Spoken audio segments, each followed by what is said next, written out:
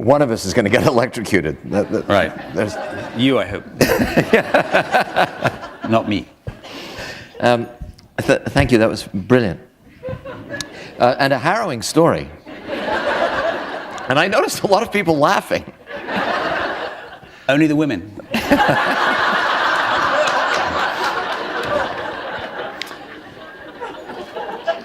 But I should say to the men, it was the lip salve.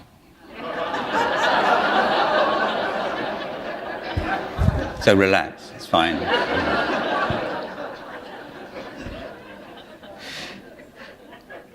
I don't mean to rain on this parade of laughter, but have you read this morning's New York Times? I read it a couple of days ago. You read it a couple of days ago? One of the most perverse reviews I've ever received in my life. And I've had a few. I agree. I thought it was a ridiculous thing. But how do you as a writer react to a review like that? Well, this review said that the novel was so good it was bad. And I think this review was so bad it was good. So, somehow one has to, survive. I don't know. I mean, all writers have this. It's certainly not unique to me.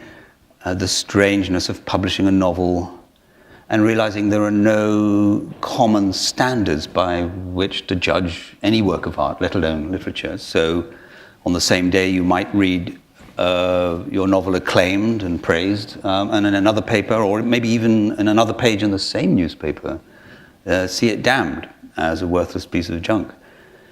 And it's strange that, all we can assume from that is that people bring to their reading their own past, their own junk, their own ambitions.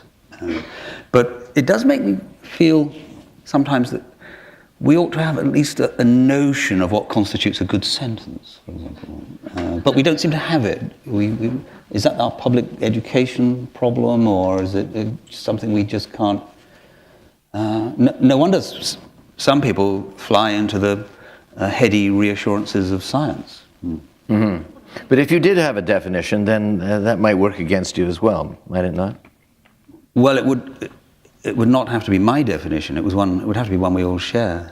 But, it was a very strange review, and it was so strange, as I say, I'm not particularly touched.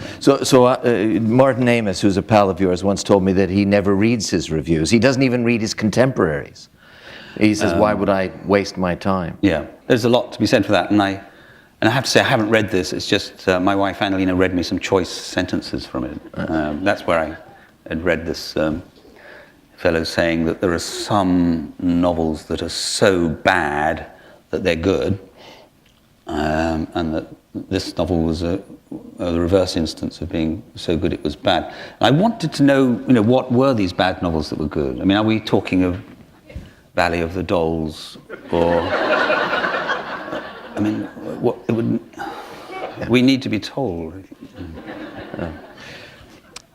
Solar is a very good book, very funny book, but also I found a very dark book.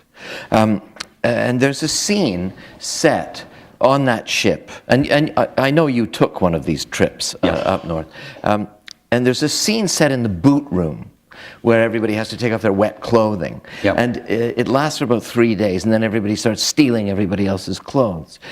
And as I was reading the book, I wondered whether you have some... I know you're concerned about the environment. You've been very open, and you love to read science. You're educated on the subject of science. But you seem to have some ambivalence about whether human beings will ever be able to get their act together enough to not steal each other's boots so that they can save the environment. Metaphorically speaking, I mean. Yeah. Steal's probably too grand a word for it, but when I went to the Arctic, I went with a group of artists, and there were one or two scientists, and we had some very passionate discussions in the evenings, every evening in fact, about climate change and what to do. And up there, with everything to the south of us, it seemed quite easy to reorder the world. But as we talked through the week, this boot room, which was only sort of 8 foot square, fell into greater and greater chaos. It was dark, but also we were impatient to be out on the ice, impatient to be back into the warmth. The greater chaos. All the gear was issued to us. No one actually owned it. So in a way, it was a tragedy of the commons. And I was rather touched and amused by the disparity of our ideals of ordering a space that was perhaps 20 trillion times larger than the boot room, and our inability to keep this minute space in order. And I thought, again, I was still toying with the idea of a novel about climate change, and I thought, well, there's something humorous and maybe perhaps even farcical about human nature faced with a unique problem.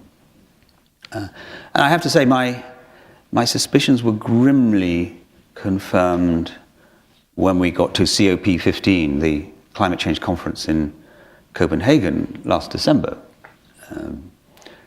There you saw the spirit of the boot room, and some twin aspects of human nature. On the one side, we're immensely clever, a very clever ape indeed. Perhaps uniquely in human history, scientific observation had summoned 192 nations to one place. But then another aspect of human nature interrupted the process and hijacked the process, so that you had our short-term, our tendency to think in the short term, our aptitude for cabals and little groups and tribes, and most important of all, self-interest represented by various assertions of national good and national self-interest. And the whole thing ended in tears. Indeed, when I was writing my final draft of this, I decided to send Michael Beard an email inviting him to Copenhagen, because this novel ends in August of 2009, thinking that he, with his taste for chaos and deviousness, would fit in very well. And in fact, he is minded to accept. So it was a sad moment, though.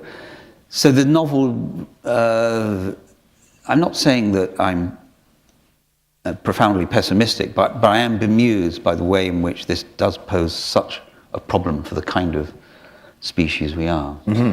Well, I want to come back to that question, but before that, Michael Beard is a deeply flawed man. I mean, he can't keep it in his pants.